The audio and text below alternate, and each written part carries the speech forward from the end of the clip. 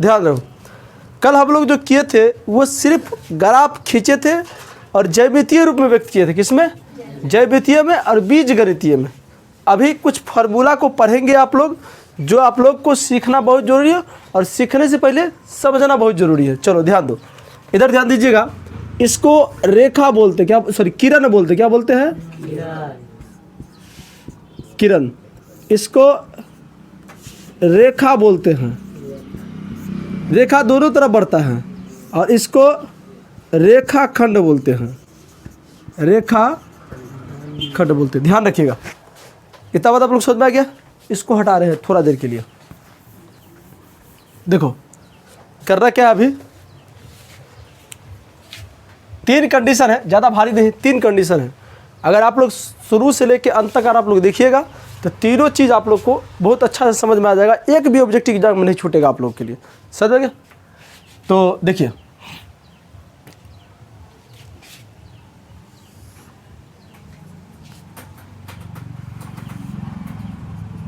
तो उससे पूछेगा कैसा रेखा है, तो कहोगे प्रतिच्छेदी है। क्या है रे?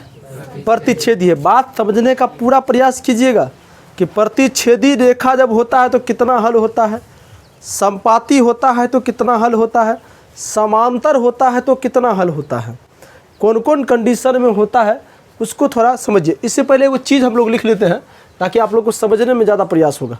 क्या करते हैं हम लोग, यहाँ पे लिख देते हैं। ये तो कल हम लोग पढ़े थे ना, a1x plus b1y plus c1 बराबर 0। पहला इक्वेशन है a2x plus b2y plus c2 बराबर 0। ये दूसरा इक्वेशन है।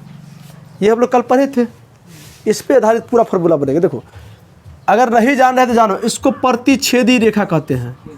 कहते हैं प्रतिच्छेदी रेखा। चलिए, अब है दूसरा देखो, एक ये रेखा है, मार्कर थोड़ा ढीला चल रहा है आज।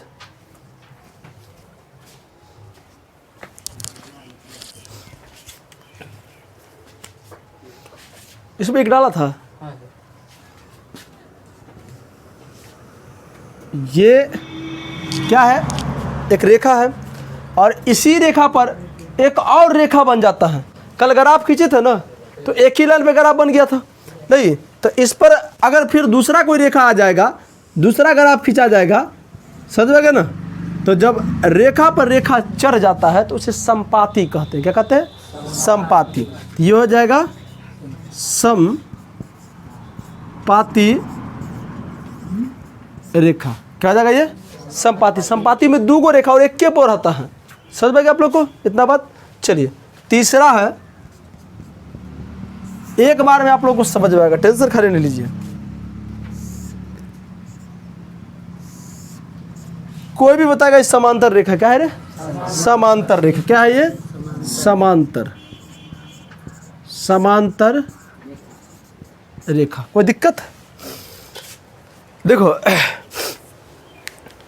अब ध्यान रखो, अब ये सब चीज़ खाली समझो होता क्या है, ये पकड़ोगे कहाँ से वो तुरंत बताते हैं। अब देखो, अगर प्रतिच्छेदी रेखा होगा तो कितना हल होगा, बात ये रहा।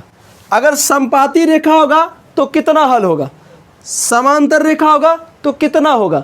ये सब कहाँ से आता है वो बाद में चर्चा करेंगे। पहले इस बात पर चर्चा हो जाए कि अगर प्रतिच्छेदी रेखा हो गया, समझ में गया ना? अगर 2 रेखा है तो 2 समीकरण है। समझ में गया ना? कि हम लोग जो ग्राफ खींचते थे, एक समीकरण से एक ग्राफ खींचते थे, दूसरा ग्राफ खींचते थे। देखो, अब पहचानने का तरीका देखो, अगर कोई रेखा एक बिंदु पर प्रतिच्छेद करता है तो उसका केवल एक हल होगा, केवल एक हल होगा। तो इसका कितना हल होगा? एक हल होगा, क्योंकि एक बिंदु पर प्रतिच्छेद करता है। कितने बिंदु पर? एक बिंदु पर प्रतिच्छेद करता है। समझ में गया ना?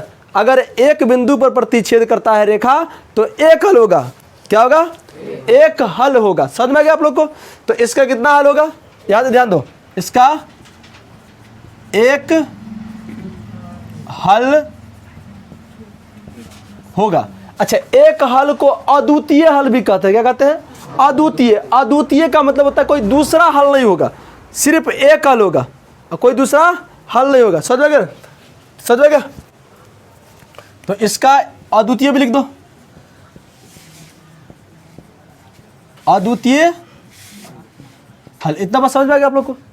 तारीख दिमाग लगाओ, इसका कितना हल होगा? कितना होगा? कितना होगा? अरे एक रेखा पर, एक बिंदु पर काटे तब ना एगो होगा। समझ में गया ना? एक बिंदु पर काटा तो एगो हल होगा। ये तो कितना बिंदु पर काट रहा है? रेखा पर रेखा जब चढ़ गया तो अनंत बिंदु पर काटेगा। कितना बिंदु पर? अनंत। देखो ना, ये यहाँ भी काटेगा, यहाँ भी काटेगा, यहाँ भी काटेगा, यहाँ भी काटेगा, यहाँ भी काटेगा, मतलब अनंत बिंदु आप इस पे ले सकते हो। समझ में गया? तो इसका कितना हल होगा? अनंत हल होगा। क्या होगा? अनंत, अनंत हल होगा। कितना हल होगा? अनंत हल होगा। समझ जाएगा आप लोग को? अनंत हल होगा। अब इसका कितना हल होगा? ये एक भी बिंदु पर प्रतिच्छेद नहीं करता है, इसका कोई हल नहीं होगा। क्या होगा रे? इसका कोई हल नहीं होगा। तो देख लो, इसका कोई हल नहीं होगा। इतना में किसी बच्चा को दिक्कत है तो बोलो। खाली ये तुम लोग को ये दिमाग लगाना कि ये रेखा कहाँ से आएगा वो बाद की बात है। वो रेखा कहाँ से आएगा वो बाद में चर्चा करेंगे हम लोग। पहले ये इधर देखो, एक बिंदु पर प्रतिच्छेद करेगा तो एक हल होगा। ये संपाती अनेक बिंदु पे हल करता है तो अनंत हल होगा। ये समांतर किसी भी बिंदु पे हल नहीं करने काटता है तो क्या हो जाएगा? कोई हल नहीं होगा। इतना पसंद आएगा आप लोगों को? आ गया? देखिए, अब जिसका हल होगा वो संगत समीकरण होगा। क्या होगा रे? संगत समीकरण। तो बताओ ये क्या होगा? क्या हो जाएगा? ये संगत होगा। क्या हो जाएगा? संगत समीकरण। समझ में गया? अब अनंत हल है ना, तो जिसका हल होगा उसका संगत समीकरण। तो ये हो जाएगा क्या होगा रे? संगत समीकरण। और इसका असंगत होगा। क्या हो जाएगा? इसका कोई हल नहीं है, इसका हो जाएगा असंगत। असंगत। कोई दिक्कत? कोई दिक्कत? चलिए, इतना आपको बच्चा की दिक्कत है तो बोलो। अभी ट्राई कैसे करोगे? तुमको सवाल में दिया रहेगा तो कैसे पता लगाओ कि प्रतिच्छेदी रेखा है कि संपाती रेखा है कि समांतर रेखा है, कैसे पता लगेगा? समझ में ना? तो सवाल में आपको दो गो समीकरण दिया रहेगा। क्या दिया रहेगा? दो गो समीकरण दिया रहेगा जिसका व्यापक रूप ये होता है। तो दिमाग लगाओ यहाँ से, अगर A1 बट्टा A2 बराबर अगर नहीं हुआ B1 बट्टा B2 के, तो इसका समीकरण क्या हो जाएगा? क्या होगा रे? प्रतिच्छेदी रेखा होगा। इसे क्या होगा? प्रतिच्छेदी। हम सबको अलग अलग करते जा रहे हैं। अगर आपको कोई दूगो समीकरण है जिसमें A1 बट्टा A2 किए बराबर नहीं है B1 बट्टा B2 के, समझ में? तो उसका समीकरण का ग्राफ कैसा होगा रे? प्रतिच्छेदी। कितना होगा रे? प्रतिच्छेदी। और प्रतिच्छेदी के लिए कितना हल होगा? एक हल होगा। संगत क्यों? संगत संगत होगा। चलिए, अब इसके लिए देख लो।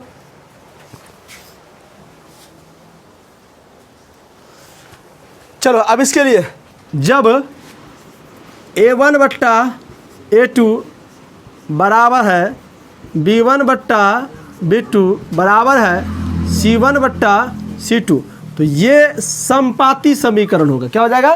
संपाती समीकरण। क्या होगा रे? संपाती समीकरण। समझ में गया ना? और जब संपाती समीकरण होगा तो कितना हल होगा?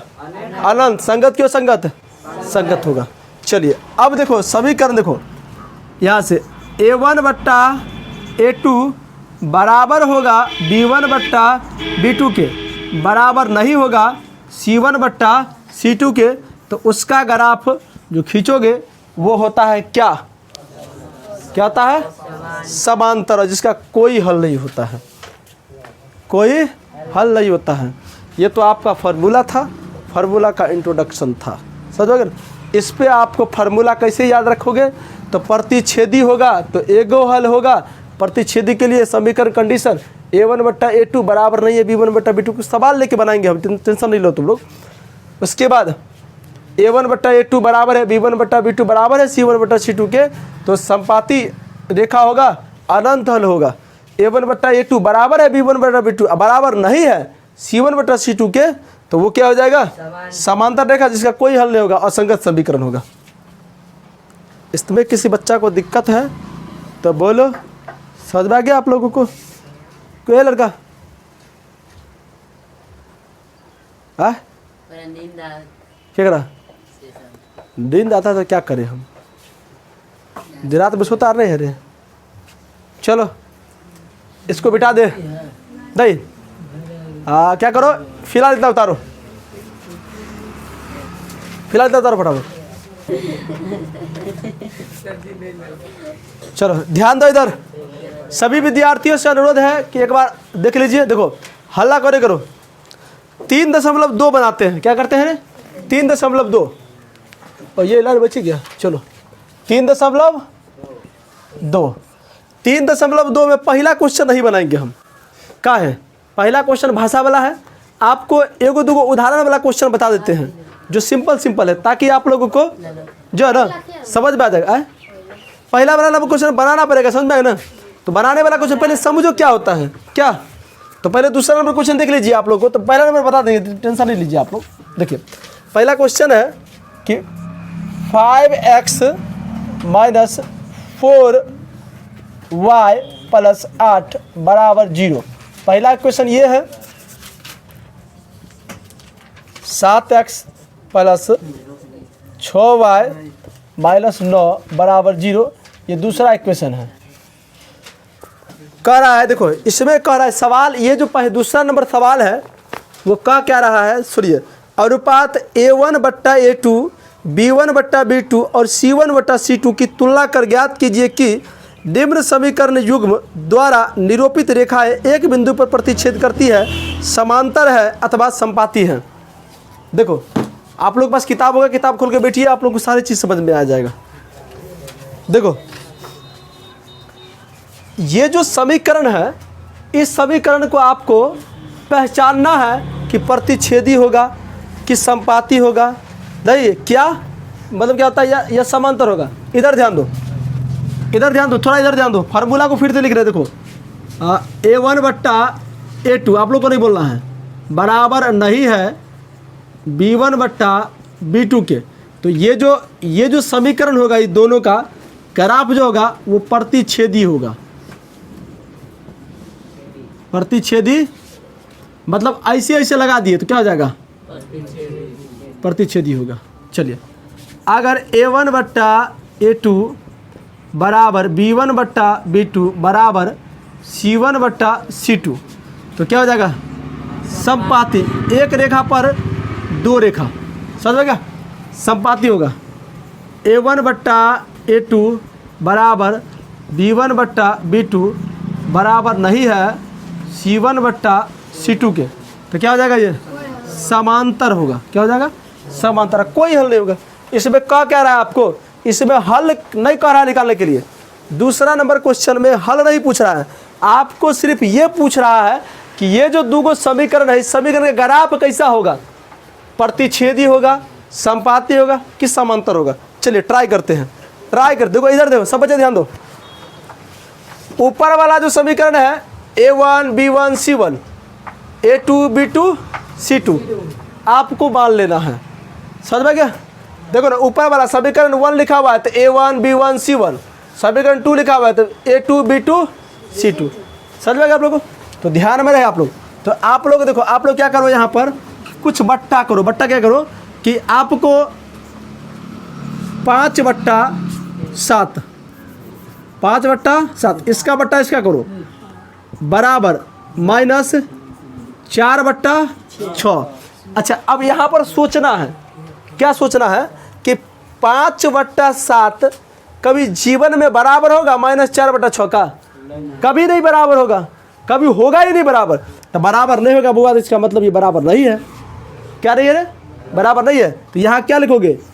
ये A1 ना होगा तो A1 बट्टा A2 बराबर नहीं है B1 बट्टा B2 के। अब इसको ऐसे करके प्रेम से खोला में भरोगे, समझ में गया ना? A1 बट्टा A2 बराबर नहीं है B1 बट्टा B2 के, नहीं। तो यहाँ लिखोगे यह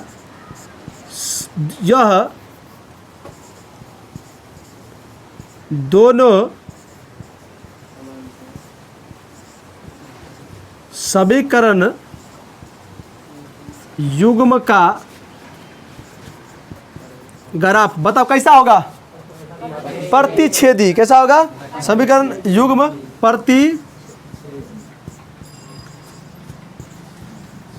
प्रतिच्छेदी होगा। कोई दिक्कत? अब चूज कर लोगे तुम लोग तनु? तो आप लोग इतना बताइए फटाफट।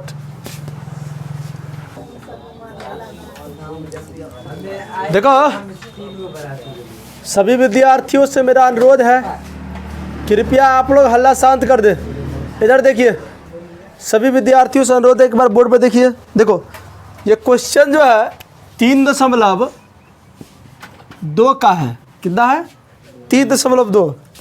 3.2 में जितने भी फार्मूला था वो फार्मूला आप लोगों को समझा दिए हैं कि कब प्रतिच्छेदी समीकरण होता है, कब समांतर समीकरण होता है, या कब संपाती होता है। समझ में गया? ये सब हम आप लोग को समझा दिए हैं। प्रतिच्छेदी मतलब एक बिंदु पर प्रतिच्छेद करेगा तो एक हल होगा, संपाती अनेक बिंदु पर करता है तो अनंत हल होगा, समांतर किसी बिंदु पर प्रतिच्छेद नहीं करता तो कोई हल नहीं होगा। अब ये जो क्वेश्चन है 2 नंबर, फिर कहोगे सर 1 नंबर नहीं बताए, तो 1 नंबर भी आप लोग को बता देंगे हम, लेकिन 2 नंबर समझो कि उसी फार्मूला से संबंधित है। तो आप लोग ध्यान दोगे इधर, सभी विद्यार्थी इधर ध्यान दीजिए कि अनुपात A1 बट्टा A2 ये होता क्या है वो भी समझाएंगे आप लोग को। B1 बट्टा B2 और C1 बट्टा C2 की तुलना कर ज्ञात कीजिए कि निम्न समीकरण युग्म द्वारा निरूपित रेखा एक बिंदु पर प्रतिच्छेद करती है, समांतर है अथवा संपाती है। आपको चेक करना है। देखो इधर ध्यान दीजिए, आप लोग थोड़ा रफ कर लेते हैं। इधर ध्यान दो, ये समीकरण लिखा हुआ है ना, तो तुमसे पूछेगा इसमें A1 का मान क्या होगा। तो पहला समीकरण में जो x के साथ जुड़ा रहता है ना वो A1 का मान होता है। या B1 पूछे तो पहला समीकरण में जो y के साथ जुड़ा होता है वो B1 होता है। नहीं तो इसमें अगर तुमसे कह दिया जाए कि अगर A1 का वैल्यू क्या होगा, तो A1 का वैल्यू क्या हो जाएगा? देखो सुनो ना आप, ये होता है A1, ये होता है B1 और ये होता है C1, ये होता है A2 होता है, ये B2 और ये C2। इसमें किसी बच्चा को दिक्कत है तो बोलो। इसमें किसी बच्चा को दिक्कत है? नहीं ना?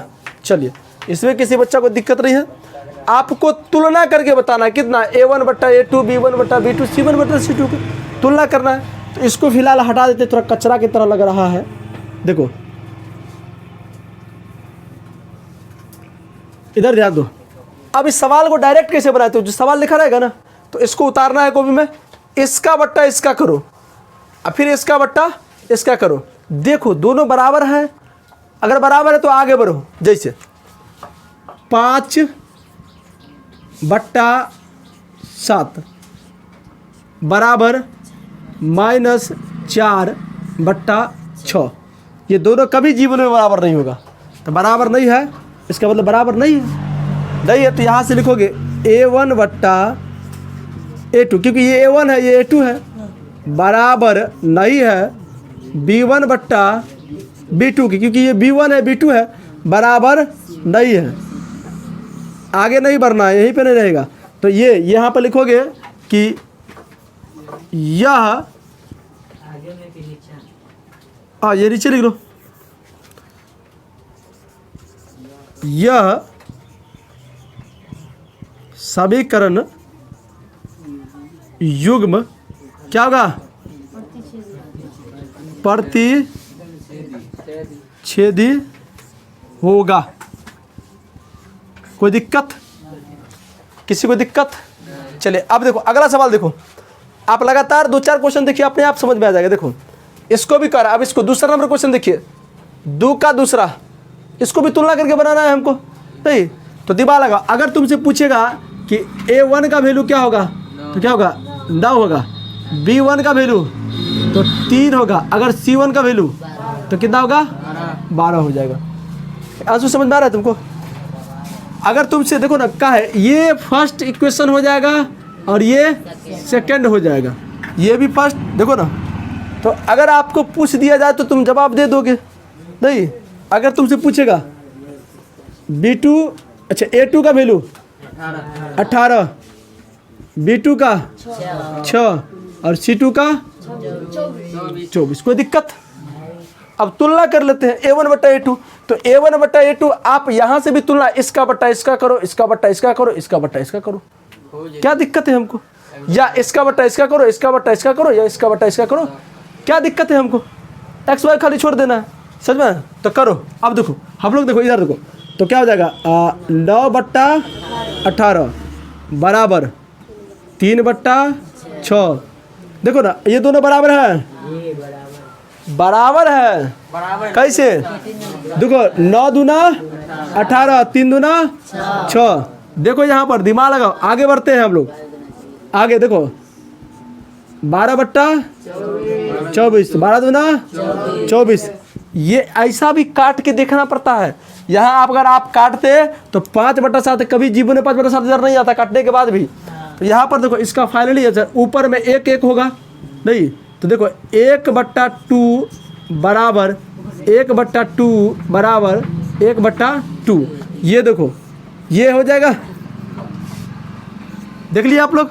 अब दिमाग लगाओ, ये क्या है? A1 बट्टा A2 बराबर है B1 बट्टा B2 बराबर है C1 बट्टा C2।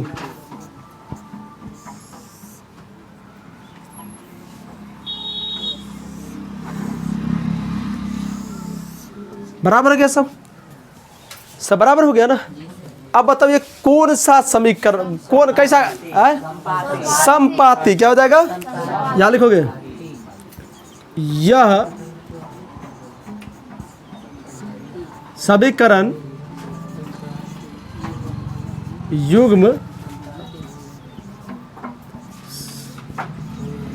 समपाती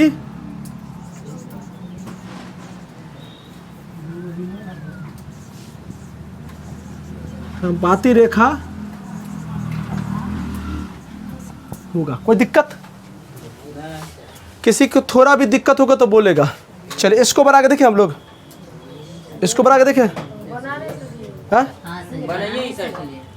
हाँ बना लेगा इसको करके, बस बस बस बस। अब देखो क्या करना है, आप इधर ध्यान दो, इधर ध्यान दो सब बच्चे इधर। अब क्या करेंगे देखो, अब इसको ट्राई करते, देखो इधर ध्यान दो, इधर ध्यान दो। अगर तुमसे कहेगा A1 तो 6 बट्टा 2 हो जाएगा बराबर -3 बट्टा क्या लगा आप -1, माइनस लगा हुआ है ना, तो क्या होगा -1 बराबर 10 बट्टा 9। देख रहे हो? देखो यहाँ पर देखो माइनस माइनस कट जाएगा। देखो यहाँ पर 3 दूना 6, 3 ऊपर होगा। समझ में गया आप लोग को? इधर ध्यान दो, इसके नीचे नहीं लिखना है आपको, यहाँ पर इसके नीचे लिखना है आप लोग को, जगह कारण यहाँ लिख रहे हैं। यहाँ पर क्या होगा 3 बट्टा 1 बराबर 3 बट्टा 1 बराबर 10 बट्टा 9। ये दोनों तो बराबर लग रहा है ना, माइनस वाला बात कौन बोला था? माइनस माइनस कट गया। ये दोनों तो बराबर ना लग रहा है, ये दोनों बराबर लग रहा है। देखो ना इधर ध्यान दीजिए, ये दोनों क्या है? बराबर है। कैसे कैसे कटेगा रोशनी? नौ कैसे कटेगा तू? अबे 3 है कहाँ इसमें? हाँ तो नीचे कैसे काटेगा तू? ऐसे नहीं होता है। आप समान संख्या अगर ई 9 से, अगर इसको 9 से काटोगे तो ये भी 9 से कट, 10 भी 9 से कटना चाहिए। तो 9 के पहाड़ा में 10 सही भी नहीं करता है। चलो इधर जा दो, ये दोनों तो देखो ना, ये दोनों बराबर है ना, ये बराबर नहीं है, ये बराबर नहीं, तो ये बराबर नहीं कर दो। अब क्या लिखोगे इसको? ये लिखोगे, इधर ध्यान दो, ये लिखोगे A1 बट्टा A2 बराबर है B1 बट्टा B2 के बराबर नहीं है C1 बट्टा C2 के। तो ये देखो कौन से फार्मूला पर सेट हो गया। अब इसका समीकरण क्या होगा? समांतर होगा। क्या हो जाएगा? समांतर। यहाँ लिखोगे समीकरण यह समीकरण युग्म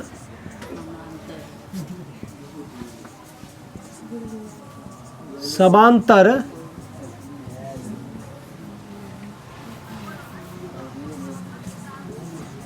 रेखा होगा। आई होप है कि सब कुछ समझ में आया होगा आप लोग को।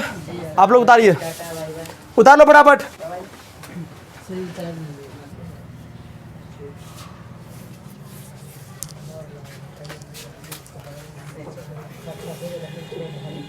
ध्यान दो, इधर इधर ध्यान दीजिए। 3.2 का तीसरा नंबर क्वेश्चन है। पहला नंबर क्वेश्चन आप लोग को नहीं बताया है, बता देंगे आप लोग को, लेकिन दूसरा का सारे क्वेश्चन हमने बता दिए। तीसरा नंबर क्वेश्चन क्या कह रहा है समझने का प्रयास कीजिए आप लोग। कह रहा है कि अनुपातों A1/A2, B1/B2 और C1/C2 की तुलना कर ज्ञात कीजिए कि निम्न रैखिक समीकरण के युग्म संगत है अथवा असंगत है। इस समीकरण में आप लोगों को संगत और असंगत ढूंढना है। तो आपको पता होना चाहिए कि 3 कंडीशन आप लोगों को बताए थे, प्रतिच्छेदी, संपाती, समांतर। तो प्रतिच्छेदी समीकरण का एक हल होता है, जिसका हल होगा वो संगत होगा, जिसका हल नहीं होगा वो असंगत होगा। चलिए पहला नंबर क्वेश्चन बना के देखते हैं हम लोग। क्या आपको विशेष तक कुछ ज़्यादा दिमाग नहीं लगाना है, दिमाग है कि जो समीकरण दिया रहेगा आपको। तो इसमें देखो, अगर आपसे तुमसे पूछेगा कोई व्यक्ति, देखो कि अगर तुमसे पूछेगा कि A1 का वैल्यू कितना है तो क्या कहोगे 3, B1 का वैल्यू 2 और C1 का वैल्यू 5। एकदम गलत है, एकदम गलत है। C1 का वैल्यू 5 नहीं होगा, -5 होगा। इधर ध्यान दीजिए, इधर ध्यान दो। हाँ, इसमें माइनस नहीं लगा हुआ है ना। आप समझाते यही चीज़ को ना समझाते कि -5 कैसे हो जाएगा। देखो एक्चुअली, सुनो हल्ला नहीं करो। एक्चुअली बात क्या होता है कि 2 चर वाले रैखिक समीकरण का जो व्यापक रूप होता है वो होता है ax + by + c बराबर 0 होता है, बराबर 0 होता है। तो इसको उठाकर जब इधर लाएंगे तब ना बराबर 0 होगा, तब ना बराबर 0 होगा। समझ में आ रहा है आप लोग को। तो c का मान अक्सर विद्यार्थी एग्जाम में गलती कर देता है। एग्जाम में क्या करता है, गलती कर देता है। बराबर देखता है 5, टीचर भी बता देता है तो बुआ जिसके साथ कुछ नहीं लगा रहेगा उसी का मान रहेगा। तो ऐसा नहीं होता है, व्यापक रूप ये होता है। तो इस टर्म में समीकरण, तो ये टर्म में समीकरण है बराबर 0 नहीं ना है, तो बराबर में 0 लाने के लिए 5 को उठाकर उधर करना पड़ेगा। तो इधर प्लस उधर माइनस। देखो ना ये समीकरण लिखते, देखो यहाँ पर 3x + 2y -5 बराबर 0, तब ना ऐसा रूप में आया वो। तो C1 का मान, तो अब डायरेक्ट आपको ये दिमाग लगाना है कि बराबर के उस तरफ अगर +5 है तो C का मान -5 होगा। अगर बराबर के इस तरफ दिया हुआ है तो कोई दिक्कत नहीं है, जो मान रहेगा वही मान रहेगा। समझ में गया ना। लेकिन बराबर के उस टाइप दिया हुआ है, समझ में गया, तो इसको उठाकर इस टाइप लाना पड़ेगा। समझ गया। तो यहाँ पर C1 का वैल्यू कितना हो जाएगा -5। अच्छा A2 का 2, B2 का -3 और C2 का -7। वेरी गुड, क्या हो जाएगा -7। समझ में आ रहा है आप लोग को। तो अब इसको बनाने का प्रयास कर रहे हैं हम लोग। चलो अब इसका संगत और संगत ढूंढना है ना आप लोग को। तो क्या करेंगे हम लोग, यहाँ से कर लेंगे हम लोग। इसको थोड़ा नीचे कर देते हैं, इसको हटा देते हैं, बाद में बनाएंगे हम। इसको समझाने के लिए दिए थे, इसको भी नहीं बनाना है आप लोग को। अब देखो यहाँ पर होगा कि 3/2 बराबर 2/-3। ये दोनों कभी जीवन में बराबर होगा नहीं होगा, तो बराबर नहीं है। तो यहाँ से A1/A2 बराबर नहीं है B1/B2 का। अब देखो इसका क्या है, प्रतिच्छेदी समीकरण होगा। लिखोगे कि यह समीकरण प्रतिच्छेदी होगा इसलिए होगा और एक हल होगा इसीलिए यह समीकरण संगत होगा। कोई दिक्कत इसमें? चलिए अगला क्वेश्चन देखिए कि इस क्वेश्चन को इसी प्रकार से बनाना है। अगला क्वेश्चन देखिए आप लोग 2 नंबर, ये तो 3 नंबर है ना। चलिए 2 नंबर इसी टाइप का बना लीजिएगा। 2 नंबर इसी टाइप का है जो मिटाए हैं, समझ में आ गया, उसको बना लीजिएगा। 3 नंबर क्वेश्चन देखिए, 3 नंबर, इधर ध्यान दो सही बच्चा, आपको संगत और संगत ढूंढना है। 3 नंबर देखो, 3 का 3, अगर तुमसे पूछेगा यहाँ कि A1 का वैल्यू तो क्या होगा 3/2। समझ गया, आ रहा है आप लोग को? अगर आपको A1 का वैल्यू 5/3 और C1 का वैल्यू पूछेगा -7, वेरी गुड, आप समझ में आ गया। अगर इधर -7 तो क्या हो जाएगा +7, वेरी गुड। चलिए यहाँ से A2 का वैल्यू 9, B2 का वैल्यू -10, C2 का वैल्यू -14। कोई दिक्कत?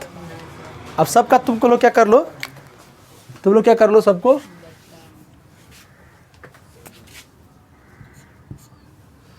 क्या कर लो, तुम लोग क्या करो,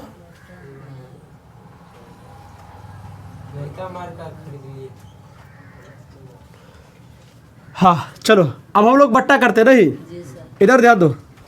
3/2/9, चलिए बराबर 5/3/-10, देख रहे हो, बराबर -7/-14, माइनस से माइनस कैंसिल हो जाएगा। अब इसका सोल्यूशन पहले करो, धर पढ़ाना दे इसको। ट्रिपल बट्टा वाला या चौथा बट्टा वाला आप लोग बचपन में भाग सीखे होंगे, तो इसको क्या करेंगे, इसको ऊपर वाला संख्या को देखो ना, इसको ऐसे ही छोड़ देंगे, मतलब 3/2, समझ में आ रहा है आप लोग को। और नीचे में 1 है, नहीं कुछ क्या है, 1 है, गुना में जब लाएंगे हम तो क्या हो जाएगा 1/9 हो जाएगा। समझ में आ रहा है आप लोग को, 1/9 हो जाएगा, बराबर, तो ये हो जाएगा 5/3 गुने 1/-10। ये थोड़ा गड़बड़ नहीं लग रहा है? अरे चल ठीक है, बराबर, अच्छा 7 दूना 14, तो 1/2। ये देखो कितना होगा, 3 तिया 9, कहीं भी माइनस छूट गया आपको लग रहा है?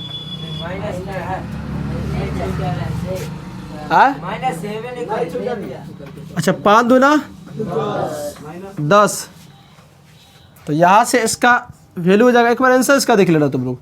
इसलिए क्या होता है 1/6 बराबर 1/-6 बराबर 1/2। ये तो आपको यहीं पे बराबर नहीं लग रहा है, नहीं, इस हिसाब से जिस हिसाब से दिया है तो क्या हो जाएगा, ये बराबर नहीं है, कोई छोड़, इसको जब इससे गुना करेंगे तो 6 होगा। वीडियो में देख लेना, देखो A1/A2 बराबर नहीं है B1/B2 का। हो गया सभी? अब क्या लिखोगे, यह, इसके नीचे लिखना, यह समीकरण प्रतिच्छेदी होगा इसीलिए यह संगत समीकरण, कोई दिक्कत? इतना बात समझ में आ गया? चलो ये उतार लो आप लोग फटाफट। सुनो, 3.2 का तीसरा का सारा क्वेश्चन इसी प्रकार से बनेगा, आप लोग बना लीजिएगा। समझ में गया? SW में क्या करिएगा, छूटा हुआ क्वेश्चन आप लोग बना लीजिएगा। आंसर में असंगत है,